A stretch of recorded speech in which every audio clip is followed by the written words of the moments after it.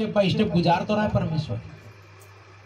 हम बोलते कई बार उसको दिखे नहीं दे रहा, आपको दिखे नहीं दे रहा, परमेश्वर सब देख रहा है। Hallelujah, hallelujah. अब चंगाई पाने में आपकी गलती होगी, आज के बाद छुटकारा पाने में आपकी गलती होगी और रिसीव करने में आपकी गलती होगी।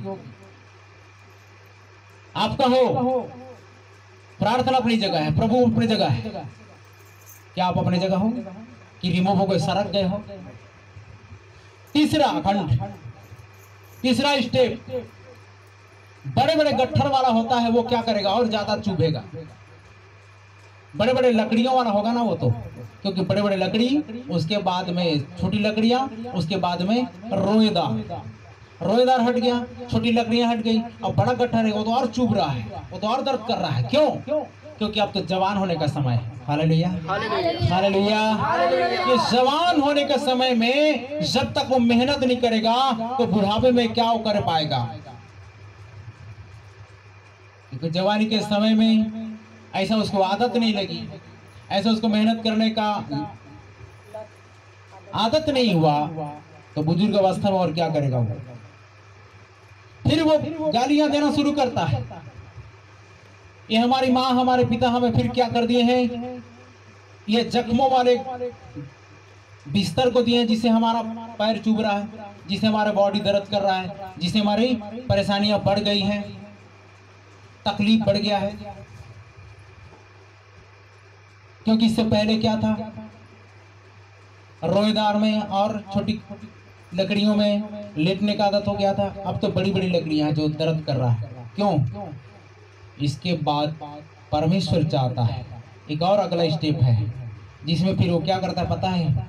जन्म देते ही कहाँ ऊपर आसमान में जन्म देती है। बड़ा विचित्र है। आपने देखा कभी कभी बहुतों का जन्म देखते हैं जो जमीन में देते हैं, रुक रुक कर देते हैं, लेकिन ये उकाब एक ऐसा पक्षी है जो आसमान में उड़ते हुए बच्चे देती है, ताकि शुरुआत से ही वो उड़ना सीख जाए। Hallelujah, hallelujah. जो कोई आत्मा में जन्म लेता है वो भी उड़ता हुआ जन्म लेता है।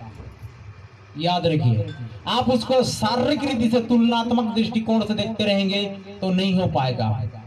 क्योंकि जब जब प्रभु यीशु मसीह ने बातें कही, देखिए रोटी खिला रहा था, सांसारिक था, लेकिन जब वो वचन लेकर उतरा तो आत्मिक था।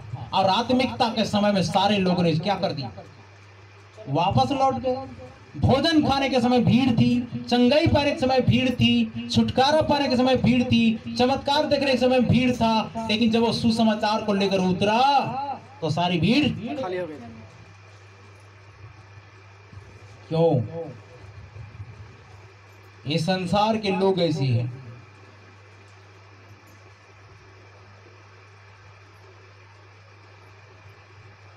बहुत ज्यादा समय में अपना स्वार्थ ढूंढते रहते हैं, कर्म कर्तव्य को भूल जाते हैं।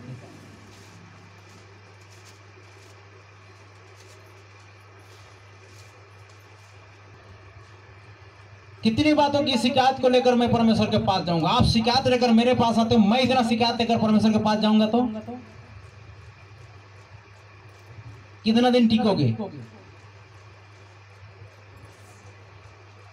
तो समझ में आ रहा है? 50 रुपए तक नहीं बना, 100 रुपए तक नहीं बना, इसलिए कुड़कुड़ाना। बोला भाई देखे हमारा मजदूरी हमको मिल गया। कितना मिला? हवा में गए, हवा में आ गए। परमेश्वर सारे मोमेंट को नहीं देख रहा है क्या? देख रहा है कि नहीं देख रहा है? तो अब किसको सिखाने की जरूरत है? भैया आपको सीखने की। और कितना सिखाएंगे? पहली दूसरी कक्षा में तो नहीं होना। उसके बाद क्या करता है परमेश्वर? उकाब के पक्षी क्या करते हैं वैसे वो भी करता है, गट्ठर हटाता है ताकि क्या हो? बोल्डर हो बड़ा बड़ा, ताकि और स्ट्रांग बनो और मजबूत बनो। एक दिन खुद के अपने पैर में खड़े हो जाओ और खुद आसमान की बुलंदी छो, खुद के पंखों से उड़ना शुरू करो। Hallelujah, hallelujah, hallelujah. बहुत लोगों ने चर्च बोलने की बनाने की बात की। चर्च अब तक क्यों नहीं बना? कितना रुपये दिए हो जी? अगर मैं ऐसे बोलूंगा तो, अगर मैं कठोरता में आऊंगा, आज तक नरम स्वभाव में हुआ हूं, इसलिए आपकी वजह से। अगर एक एक पेन और डायरी लेकर मैं आपके पास में हिसाब किताब करने के लिए जाऊं ठेकेदार जैसा, तो आपको वहां पर चेहरा दिखने लायक होगा, आपका मुंडी नीचे झुक जाएगा, आप बोल नहीं पाओगे, फेस टू फेस सामना नहीं कर पाओगे। लेकिन मैंने इन बातों को ऐसी भाई क्रूर शासक नहीं हूं भाई, समझ रहे हैं ना, ये वो राजा क्रूर राजा नहीं हूं जो मैं क्या करूंगा तुम्हारे गर्दन पे लोहे का जुआ डालूंगा। देखिए सुलेमान जब राजा था सब कुछ सही था, सुलेमान के बाद जो राजा बना ना, सारे इस्राएली प्रजा को क्या करवा दिया पता है? पेशाब करवा दिया। उसने बोला मेरे बाप ने तो ऐसा किया था, लेकिन उसे मैं बड़ा खतरनाक करूंगा तुम्हारे साथ व्यवहार। जब नहीं समझ में आता है ना, तब वो परमेश्वर ऐसे राजाओं को भेजता है, ऐसे वस्तुताओं को भेजता है।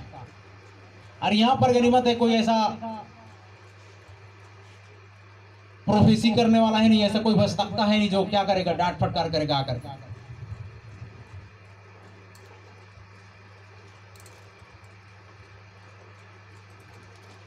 सुसमाचार प्रचार से जीविका, वैसे में तो अगर मैं ताकता रहूंगा देखता रहूंगा तो भूखे मरूंगा फिर। और कौन है? मेरी खेती है, भूमि है, बारी है, मेरा जो क्या बोलते हैं जॉब है, नौकरी है, कुछ पैसा है, धंधा है कुछ। आप लोग के मध्य में जीना खाना है करके आप लोग के यहाँ जाने से पानी तक नहीं मिल रहा है, तो कैसा करूंगा, किसके घर जाऊंगा?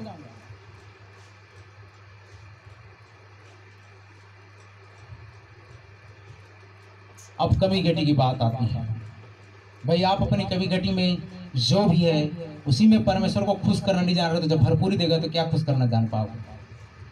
और तो आपको, इसलिए मैंने बोला ना, देखिए हमारे आंखों के सामने में 1000 500 के 2 नोट निकल करके उसके हाथ में गया। हम दुआ करके आए, हाल चाल पूछ के आए, वो तो आया मजदूर लेकर चला गया, लेकिन हम तो हाल चाल पूछे भी कम से कम, प्रार्थना भी की उनके लिए कि प्रभु ने शांति देना, इन्हें आशीष देना, स्वर्ग का परमेश्वर से प्रार्थना की है, फिर भी कुछ नहीं मिला।